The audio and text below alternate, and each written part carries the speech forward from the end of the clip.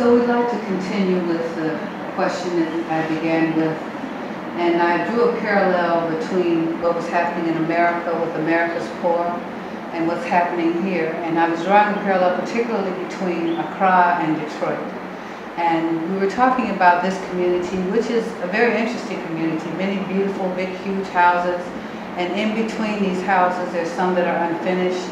And I've been calling them skeletons, or dry bones. But we see they're full of people and children and families, and they're living and working hard to live and not die. And I drew a parallel of that in Detroit, where we have so many homeless folk who are living in abandoned houses. In the same way, people making families and trying to live and not die. And some things are good and some things are not so good. So we wanted to talk about that for a minute. What do you see as what's good about these families joining together, what's bad about it, about children education, or children being miseducated, do they have opportunities for education, who's coming into the community, what kind of activism is happening in the community. So if we can just start there, either one of you would like to start. We're talking about this community, just to some small emphasis from the community. This community is known as Westland. Yes. Westland, Legon, west of Legon. Westland Legons is mainly a community for, maybe in a Ghanaian stereotype, I would say the middle upper class area, maybe huge houses. But when you see the community folks who are homeless in these abandoned houses, either the builders are not living there, maybe many of these houses the builders are maybe traveled and it's unfinished. And the people, the homeless people in the community, realizing their frustration, always find refuge in such houses. And if nobody comes and asks them questions, then they temporarily abode over such places. It could be the houses of their relatives who is somewhere outside, perhaps is taking care of it. But you see, in Ghana here, when you're building a house, even if it takes a long time before a full house is finished. Before the house is completed, a lot of in-between activities go on. Many people who come and work at that particular housing, you could have the mason, you could have the carpenters, you could have people doing the wiring. All of them, that's how they end their living, because they're working to complete the house. When they come to do this menial job, the community is always exposed up to them, and their love takes over. But as a responsible individual youth who always want the best for anyone, there is no way you could try to make, if you know you don't have the means to sustain a family.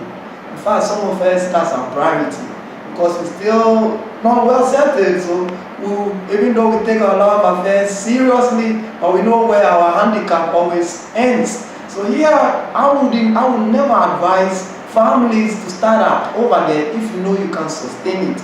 Unfortunately, some of them have the blind side of love affairs, and they bring up burdens to worsen their own plight. That is unfortunate, but it's rather on the rampant. Talking about whether they have issues to take over such homeless situations. In fact, yes, they do have a lot. The churches do play their role. We have like community watchdogs that also help them. We also recently we have some radio station in Ghana we call Joy FM. Every year, especially Easter season, next week Sunday as we're talking, they've been making adverts where they normally is one of the most powerful media network in the face of Ghana, and they have a lot of international networks, and they always raise enough funds. In fact, it will amaze you the amount of funds they raise to cater. They have something they call Easter Soup Kitchen, where at least once a year, even though they take care of them socially, some intermediary months, they just make announcement, and all these homeless people in town, they converge at a big park, and they always have the community or maybe corporate leaders and some ministers in government and some responsible people in position putting their resources together and make a huge, they call it putting smiles on the face of the youth, the homeless, the deprived, those that they think their responsibility, their wealth should at least be channeled to make their lives better. So as I'm even talking now, next week Sunday, there's a place they call Children's Park in the heart of town where they're going to have a huge, it happens almost every year. They're going to have a big fanfare for them where they normally bring some of Ghanaians, brilliant artists, musicians, health practitioners to make sure whilst they give them good meal, at the same time they entertain them. They know poverty is always, even the whole of Ghana and Africa is known as poor country. Even though some of us we don't subscribe to that term. But they also know that there is a lot that they could do to help, first by educating them to know their responsibility. Secondly, they also help them to at least know their social contribution. Thirdly, they also help them because when they are exposed to this, a lot of people make victim out of these poor homeless folks, especially women. They normally make them pregnant in their adolescence. You know, they just, first they lack proper parental care. They don't have good family background. So the whole world is at their disposal, trying to prey on them. They always fall to friends, see how best they could harness their potential by their basic daily toil. The small money they get, they put together. Sometimes it will amaze you, they are one of the happiest people you can even think of. You see them like that, even though the world problem, one, they don't even know about the world problem. They only know about their small problem they carry. And their small problem, even though it boils down to a lot of things, but if you have, I have a good friend that I even support. Sometimes we try, like the school I even teach. There's a lot of folks within my school that live from this background. A few, even my class, my own students I teach. Many times if they tell you it's not everything, we will talk on camera. But we dare to teach them because we ourselves, we don't have enough. But we make sure they come to you with pertinent problems. And not problems that deserves enough. Maybe petty coins that could bless their whole day and their whole week. Yes, they don't have nowhere to tend to. So such issues are real. It's a dying hard situation. So talking about addressing it, we hope solution also come fastening it to help change such issues. Even though it's rampant, but we know the will is there. We help, and with all your good assistance as you listen, you can all make it a no-zone to these social crises. Thank you very much. Well, I also like to add something to what he just said. Well, I believe that in every society there are families that are not, I would say, living outstanding. There are some poor families. Well, there are so many communities here in Accra, and in every community you find that people out of their own free will wouldn't love to stay in uncompleted buildings, or would have their children run around just to get food or certain things from neighbors.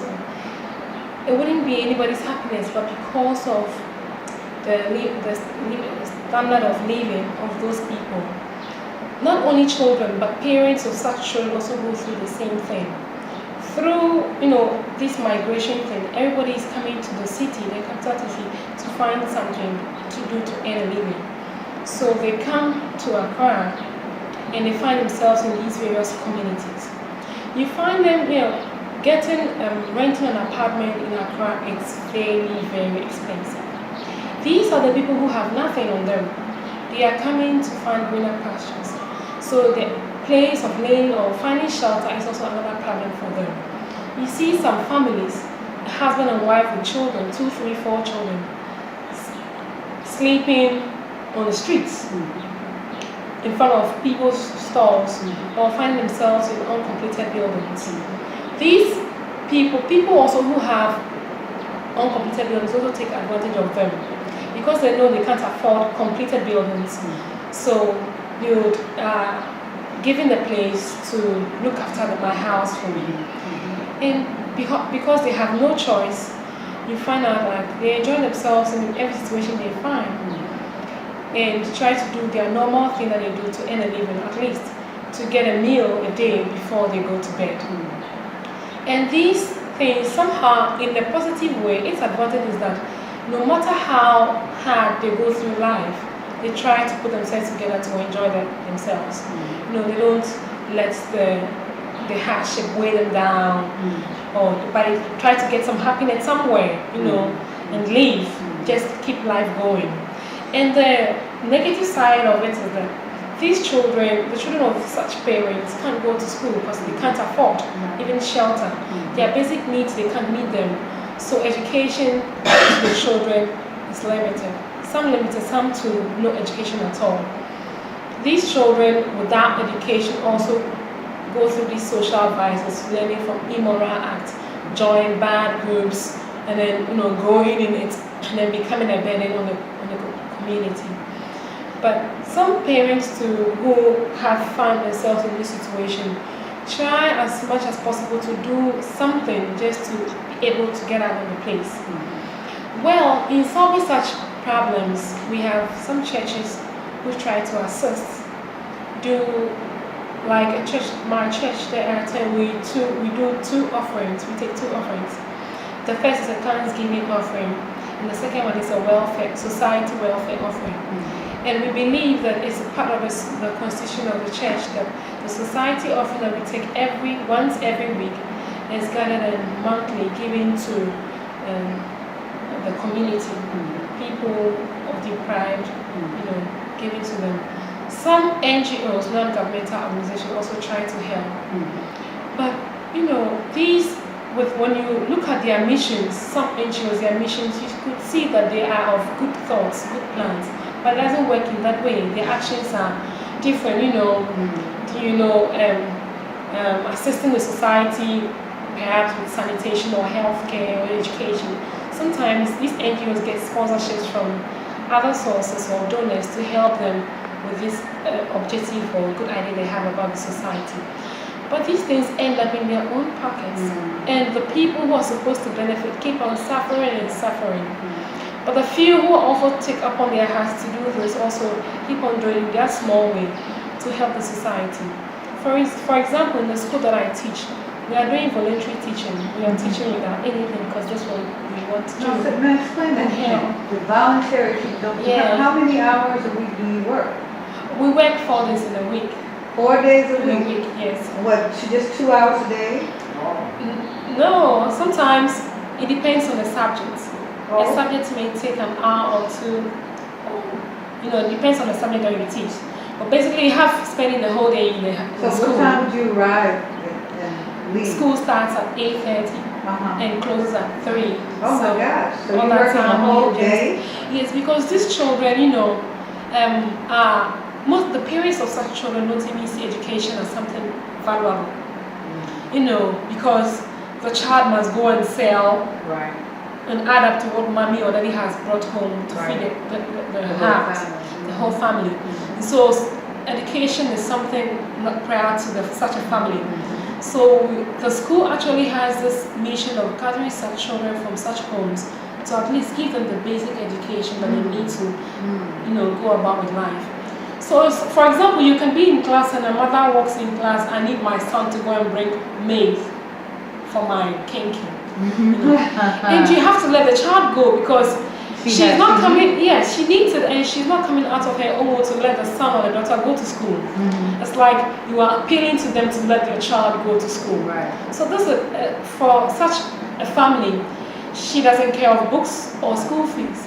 So you see, such children can't pay school fees. And if you're not paying school fees, some teachers can't get paid. Some stationaries or school supplies can't get in place. But you need to, keep them going. So it needs committed people to just be in the school and then manage it. Some families like that, they don't see education as proud. So they leave because they just leave because life has to unfold. And then what comes, I just take what comes. And believe what comes to me is mine. Anything passes or should pass because it's not mine. So that's their belief. So we are trying to put to them that education is a key thing in life. You need to educate yourself, upgrade yourself to be able to get out of that situation, to make up life. So it's kind of difficult, having these things because sometimes in school like when we have lunchtime, these children sometimes go for lunch and they never come back.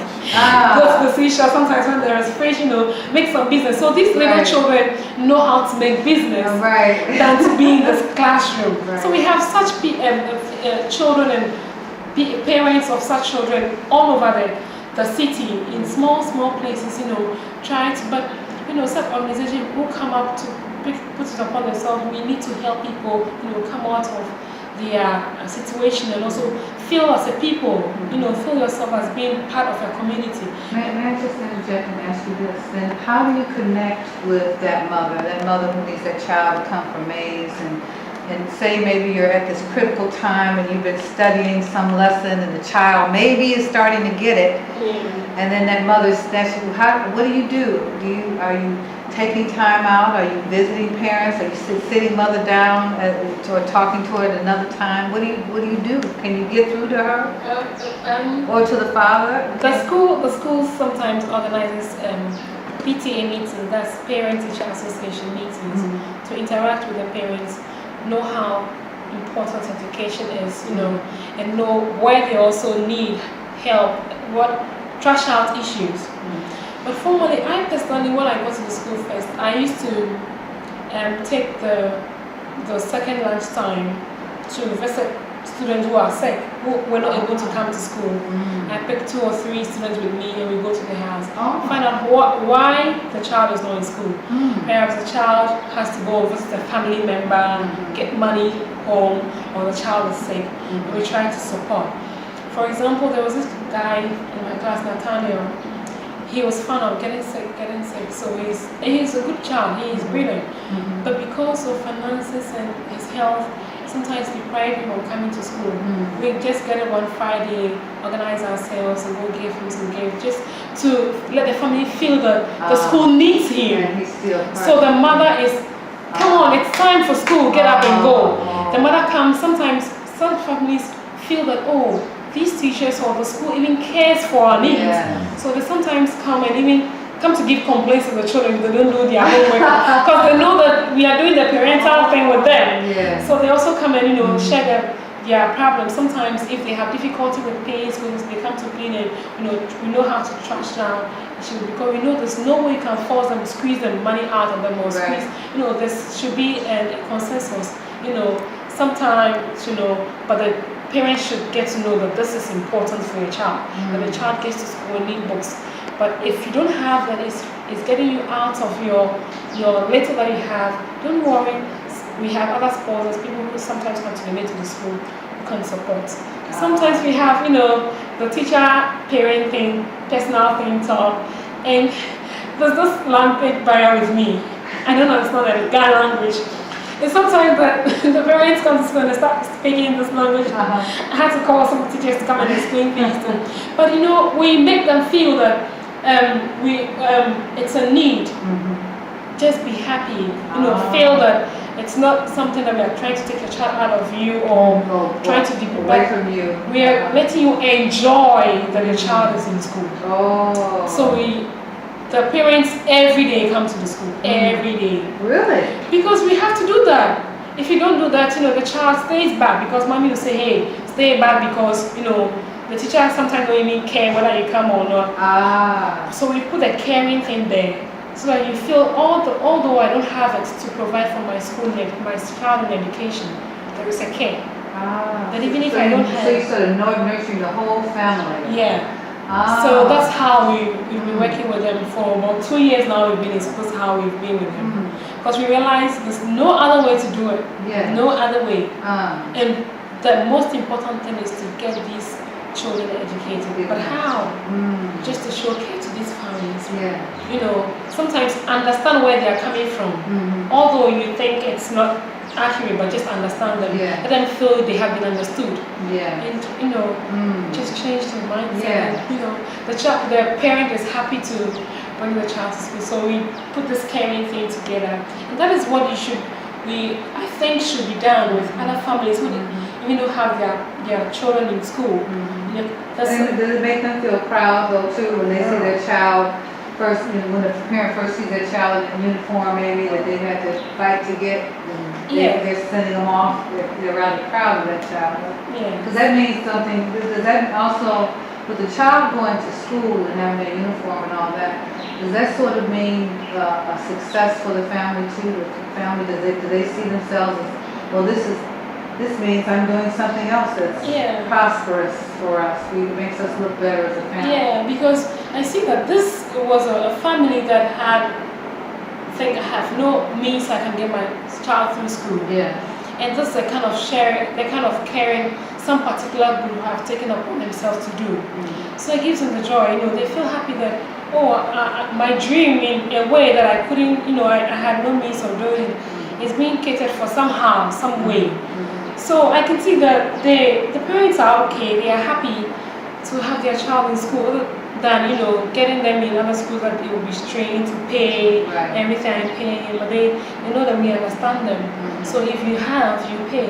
If you don't have and you give it some time, you can still pay, no problem. Doesn't mean your child should be in the house. Still let your child come. Still, So what about the father? So is the mothers coming most of the time, or the fathers coming? Both of them or? Both come. Both come. To add up to what they said, it's like some of the parents, it's like we're talking about broken families. You could have one family, one parent, either the mother or the father. Mainly if a house that normally have like 3 siblings, like the mother takes care for like 3 children.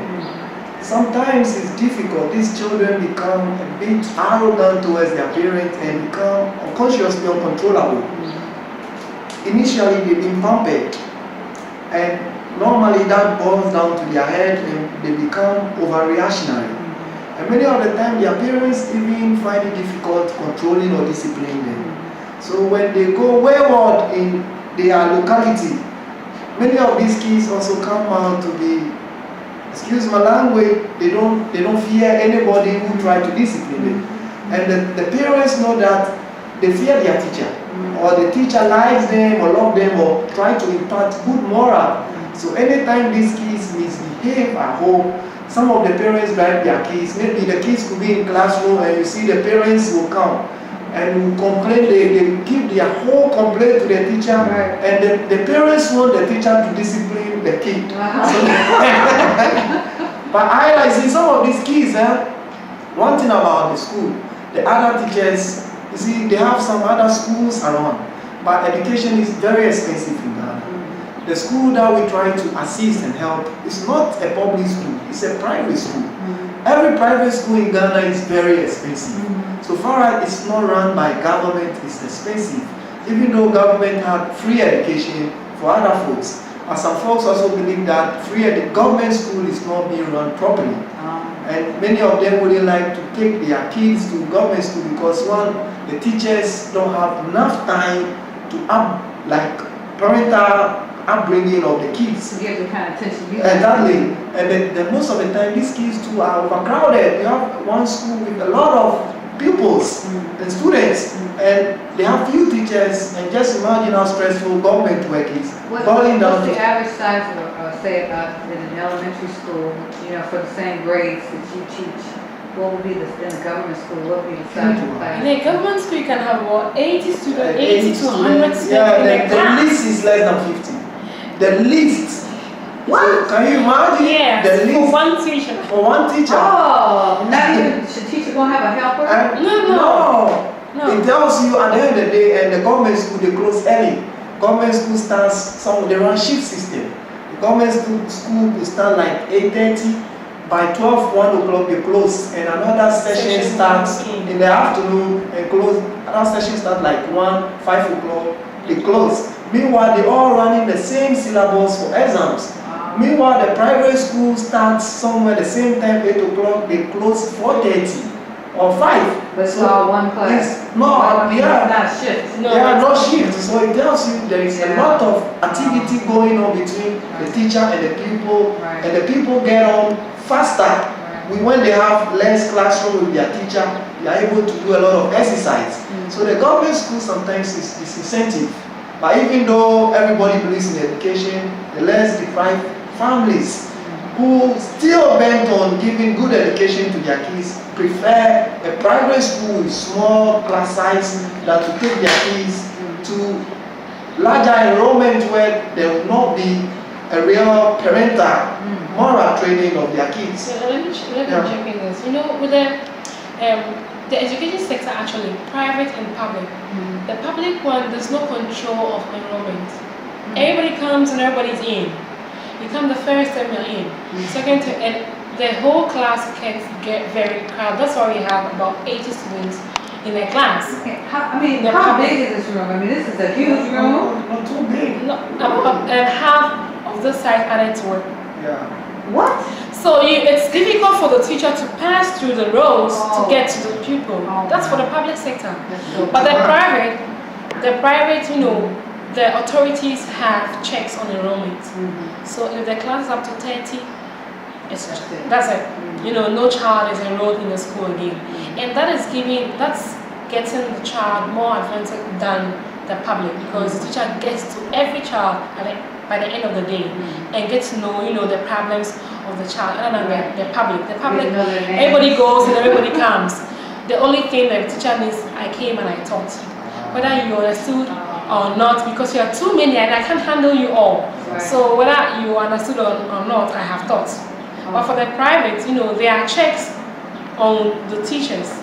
Okay, authorities, so they know at the end of every month, there are some texts that you go through that the authorities check on the teacher to see if you are really impacting or you are just occupying the space as a teacher. So yes, that's why most parents want to enroll their children in the private sector, that they will get there will be a student-teacher, you know, affair, you know, to really get good education for the child and the public. Because you can be in the public sector for about 5-10 years and the student have never met with a teacher before. Oh my. What is the difference, excuse me, between the pay for the teachers at the private level and the public school, the government school? The private sector, the pay is good. Very good. That is why the teacher, you know, the authorities believe that it's better you give them a better pay for them to get motivated and give, you know, the real skills out of the teacher.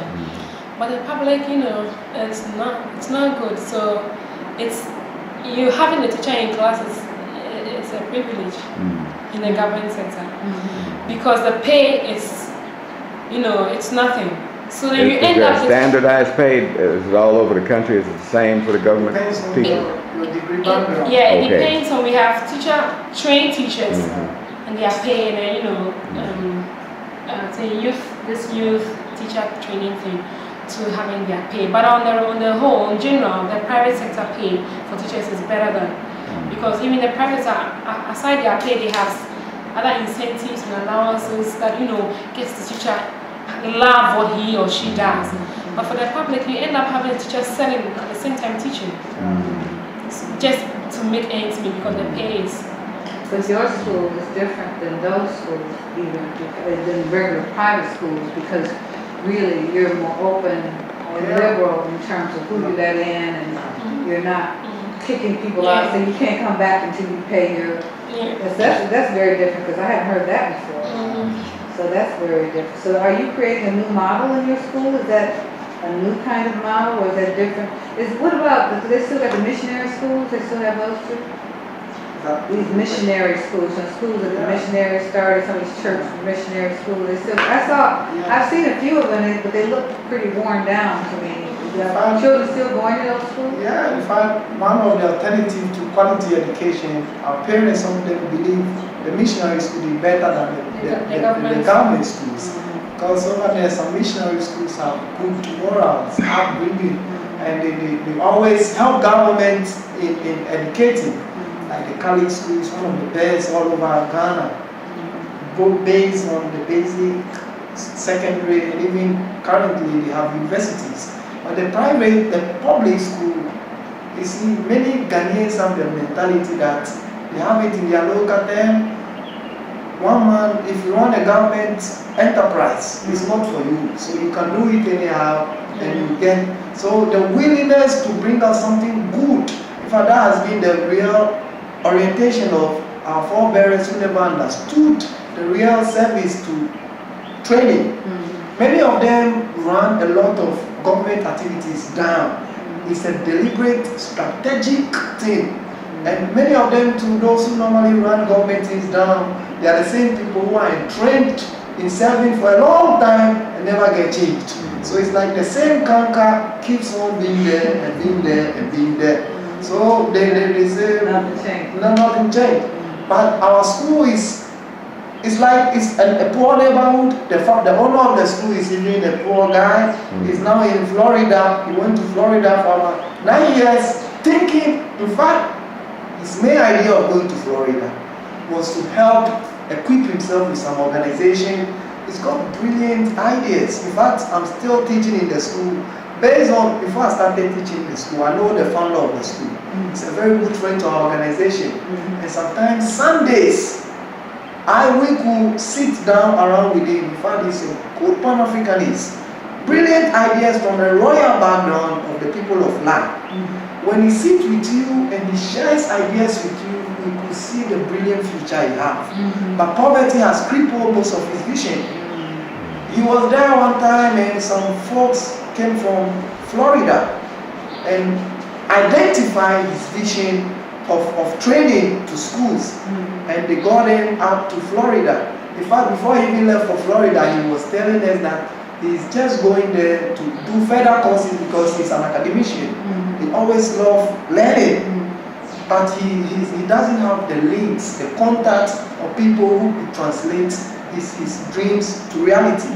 When he got to Florida, I don't know, the world is now in crisis over there in the US. He hasn't been down for a long time. In fact, my very good friend who has contact with him, anytime he said, it seems his vision of going to the US never materialized to the best of his ability. So he started that. I don't know, maybe things might change for him, but I knew he had best plans for the school. But temporarily, it has been a long vision that hasn't taken root. But in fact, if you should come back to the school right now, he will be much happier.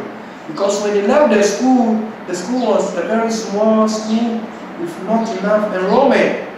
But now, in fact, the current head teacher of the school, a very good friend of ours, he could testify, and the school is in the compound house of his relative, the owner of the school. When I'm hoping when you see the school soon, when after the on camera you make a visit and you see the school. The school is, the whole township never have enough space even to interact. Our school compound is one of the biggest among the whole community. So can you imagine the whole folks normally come to the school to interact.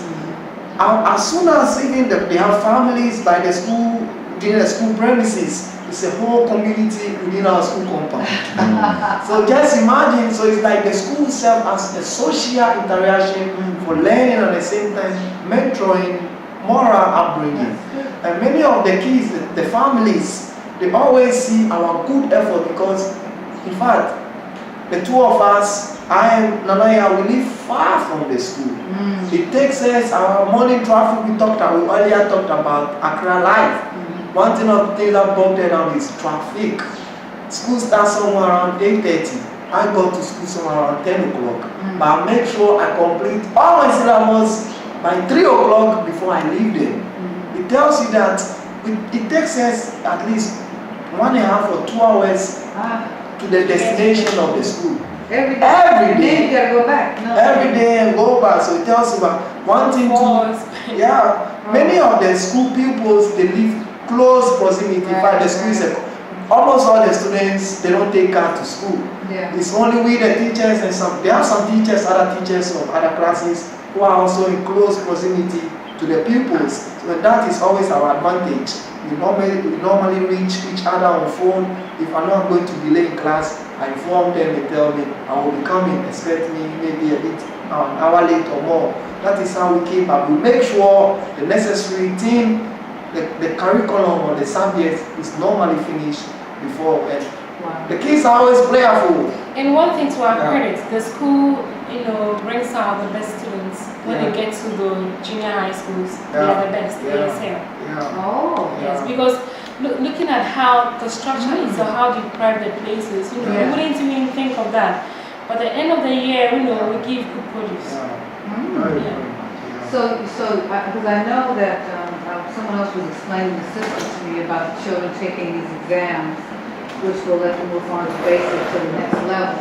So have you had any groups go, is that what you're saying? You've had students go from the basic level, they passed their Yeah. exams and made it? Yeah, two So- groups. So your groups have been very successful. They, Yeah. well, what's the percentage of your classes that have made it? So like if did half of them pass or more than half? More than half. Ah, More than half. It Wow. has always been more than half. yeah. And the students, when they finish, they go to the junior high. Sometimes they come to pay us a visit in the school. Oh. And we get to know how some they come with some friends and you realize to do well, and they come and see this is where you are coming from. Oh, and do they talk to the children and tell them? Do you ever have them talk to your other Yeah, sometimes we students? make them tell, we make them talk to them, Sometimes we do. Oh, that's wonderful. So tell me then, because so the culture of teachers. So how do the teachers, are you all about the same age, or is there a big range? You have old people like us and young people like you. What's the age of teachers, and do you communicate? Do you spend any time talking socially? Do you spend any time? Definitely. In fact, the teachers comprises mainly, we have two mothers, my youthful mothers, like within the age of 30s, 40s, who are themselves mothers. They handle kindergarten, the KG level.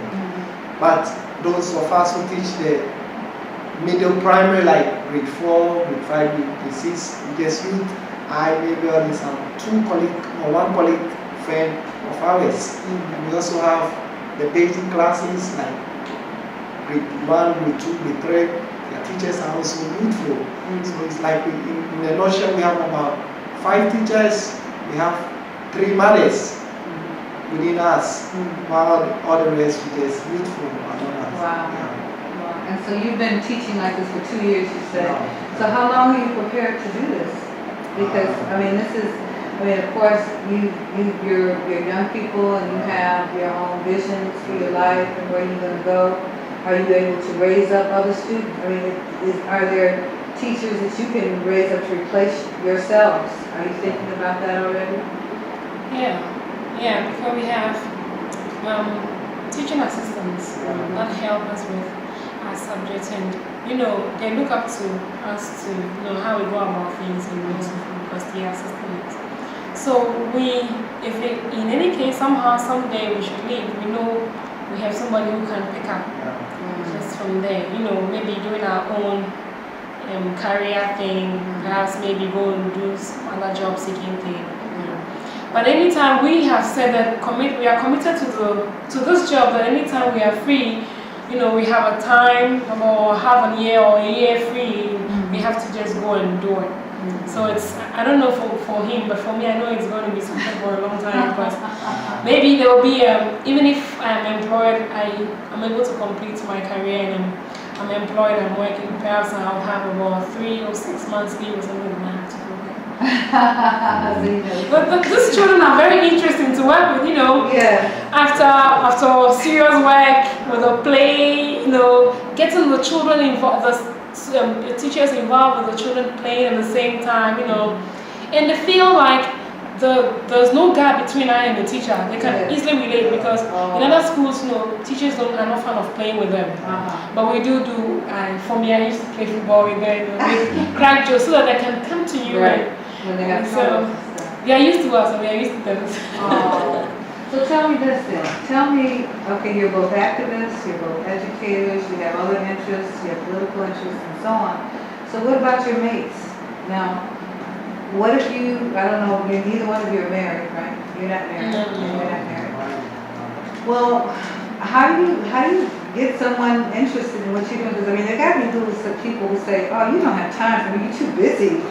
And oh no, what are you talking? And some people say, I don't even know what you're talking about. What are you talking about? So what do you do? How do you have time? Do you have time for relationships? If you do have time for relationships, how do you even find people to talk to who maybe even understand doing what you do?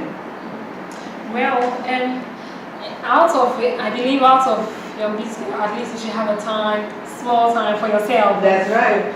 Your family, your social thing. For me, I always make up time because you need time for yourself. Yeah. And to even deal with family and neighbors around. I am used to, little children.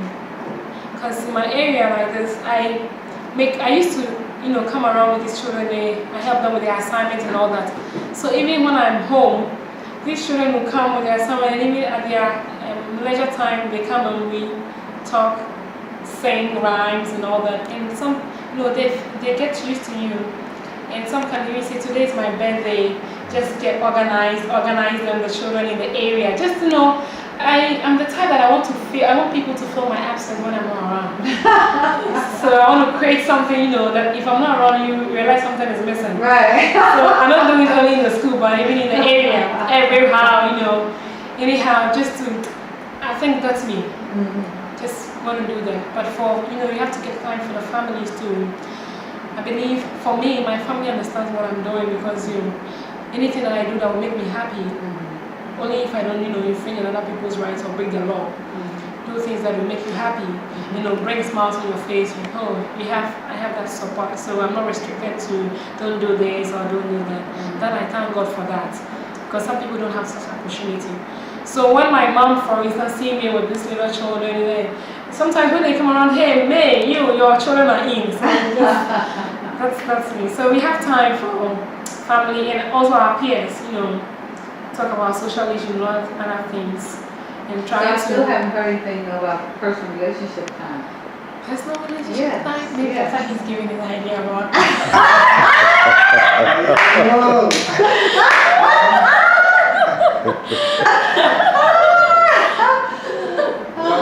Because you said you don't leave any time, you don't make any time available for personal relationship time. I know every woman got to have some time, as you said. But go on, please. Well, talking about time, in fact, I believe in time management and whatever you do, timing yourself and being on time is one of my priorities. Myself is a discipline I try to engulf myself with. Apart from my school duties, after school 3 o'clock, in fact, I wash my hands, any duty on my school. After 3 o'clock, I tell them time is finished for the day. I have so many ambitions, so after 3, I just keep on chasing up my other activities. Socially, currently I'm single. I have good friends, relationship, girlfriends, not intimate ones. I used to be, but my girl traveled in the US. When she came back, she came with some different attitude that never made me sustainable. Yeah, I have a lot of, in fact, in terms of socially, I can count myself one of the very amiable sociable people. I know how to intermingle with almost everybody. Yes. Foreigners, my local folks, my high tiers. I know how to integrate almost everywhere. That's why I call myself. I've been a witness to that. Okay. So I just make sure I'm not too involved in something I try doing. And I make sure I fulfill my every cause in terms of timing, my promises, because we're trying to do much with little time. We take discipline in order to do that, or else we try to be like a liar. Sometimes we make promises somewhere you will forget. So these are some of the disciplines we try to equip ourselves with. And the rest of it is discipline. The timing is there, social gathering is there, but I always make priority first. What type of characteristics do you look for in a mate, both of you? in a mate. In a mate, a future husband or future wife? Yes. Yes. Yeah, this is important. Yeah. Well, this question came up when he was making his comment, so maybe you can finish up and... Okay. Talking about my ideal partner type, I like a woman who understands the cause of Africa first, because it's a huge mission, and you also have to understand the diverse nature of the relationship that will go between me and her if he really wants to be a real life partner. The cause before us is very grave, it's huge. At the same time, also somebody who will also support me. Because if you don't have a woman who understands you and supports you, then there was always the misunderstanding of purpose. A woman should be understanding. Definitely, she should also be able, we will train each other. Whilst I look out for some virtues in her being caring, should be able to manage home and activities all together. Should we also be first God-fearing, because we're highly spiritual beings. The two of us should be able to know how to create a temple, first for ourselves, for a community, and for a nation. So these are some of the somebody who has enough love and understanding, at the same time who can win battles. Win battles. Yeah. These are some of the virtues that can be interpreted in so many virtues. So I heard you say what she should have, but what do you bring to the table? You know, for such a woman as this, you describe a warrior woman. Yeah. So what do you do for this warrior woman? What do you prepare, or are you learning or making yourself prepared to be able to bring to this warrior woman? We find our strength cannot be measured. We have a lot of strength unleashed yet. If you see, we always call ourselves the mayors of town. Anything that comes within our reach, and we know we like and we admire, and it's God sent, wherever the strength will come from to make it ideal, it's always there.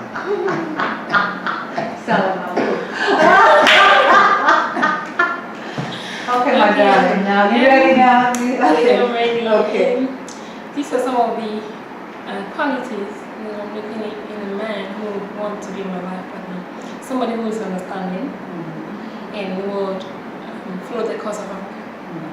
That's what I'm doing. That's what I'm dying for. So being the same to you, no matter where you are or who you are, but if you believe in Pan-Africanism, fine. Love and care, understanding, and supportive. You know, some people would get into marriage and their dreams are shattered because their partners don't want to allow them to do what they want to do. Right. But somebody who understands me, want me to do what I want to do. You know, and God fearing too.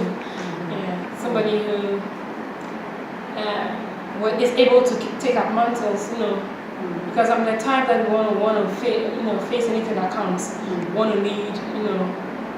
I also want to, I'm always full of being the leader of any group that I find myself, whether in home, school, wherever. So I want the man that would understand me and perhaps to be the same, somebody who also, at least to understand the kind of thing so that's it. Have you experienced in previous relationships finding that men want you to be small, to make yourself smaller so that you would fit? Well, I've experienced a relationship. Or being concerned, or do you have that concern about, because you're an intellectual woman, you're a very bright woman, and so in the spiritual woman I see, just thinking about your connection with children, your vision, and passionate as well. So I'm wondering, with such an intelligent, passionate woman, would you find difficulty? You said you need a man who can understand you, but I don't think that you're necessarily the average woman. And so would it be difficult? Have you found that men need you to be smaller, meaning that you're not always, just being you means you wind up in the front and not the back, and you're speaking and you're laughing and you're out there and the children are following you. There's always a gathering around you. So is that too much for some men, you think? Yeah, well, I've been in a relationship before once. It didn't last for even a year. Because, he was the introvert person. Don't want people to hear of me. And what, actually, it was like, he was opposite of me. What I want to do, he was like, nah, it's not important. Why don't you stay back? You alone, how can you do this? You relax. So I realized, no, because this is just a start. So we can't get anywhere. Because there are some people like that. This is an experience that's why I'm basing it. I want somebody who understands my cause, and understands me, love me the way I am, understand me, that because you can't bring me down, you can't put me back in the shell because, I'm vibrating out. So if you fall, so maybe you will slip off. That is why I need somebody who understands, because this thing in me is not dying. Yeah. You know, every day it's coming up. It's getting bigger. You know, they are, you know, today is a Sunday. The other people who are doing, I'm coming all the way from Tema. I had a cousin who had a baby, and I had to go and see her, you know. But because I know what I have to do, I had to, you know, get off the parties and all the, you know, making, and come here. Yeah. But somebody, if you don't get somebody who understands, you know, why. Where are you going? Yeah, today is Sunday, and you know, from Monday to Saturday, you're going to meetings, and you alone, what can you know, that kind of thing. Because I just want to Bring your children. yeah, and you know, I love people being around me. Because even with my mom, I get them inside, in my bedroom, everywhere. They come and they just mess up the place, and I'm happy messing up the place. And my mom is always upset that if you want your children to come, just go out with them, you know.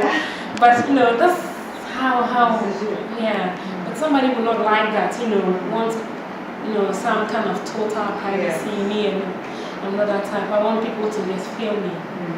That's beautiful. Well, you know, I commend you, and I say to you that you're absolutely right, that it's important that you be open to God, first of all, showing you your mate, and then trusting that you are so wonderful in all that you are, and there's somebody who can recognize you. You know, it took Bob and I a long time to find each other, and it's so much fun when you're with somebody who understands the same thing, and we like the same kind of work, and it's time to go protest. We don't even have to say anything. We're just putting our coats on and we're ready to go.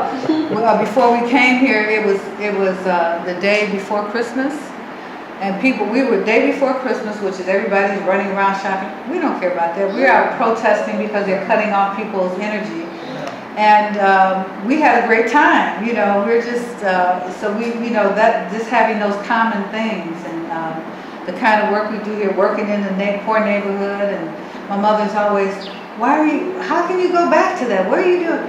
You know, but then when she met Charles, she said, oh my God, I can't believe there are two of you like that. So there is something in that. And then you're a wise woman to keep yourself busy, and keep yourself busy doing your work, because that's what a lot of people, and you as well, I notice that you keep yourself busy. You're always moving, always thinking.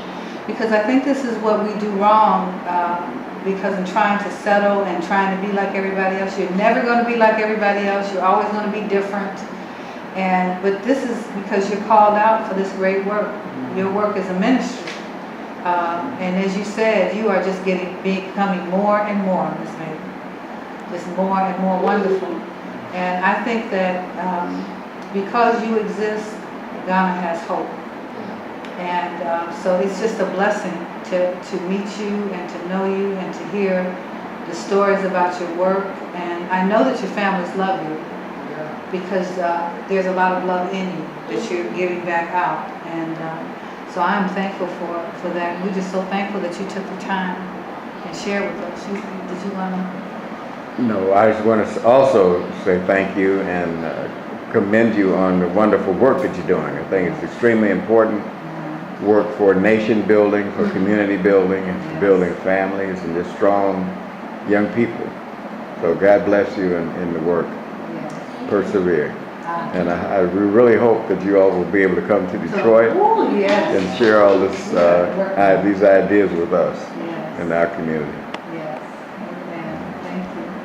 We're serious about that now. We've been thinking, we said, oh my